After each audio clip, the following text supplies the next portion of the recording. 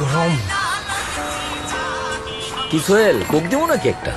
না বাবলু ভাই, এই জিনিস এখন আর খাচ্ছি না। কেন, কি হলো আবার? শোনেন নাই, এটা তো ওই জায়গা। তো খবরটা তুমি কই পাইলা? কেন, সুলতান যে বললো।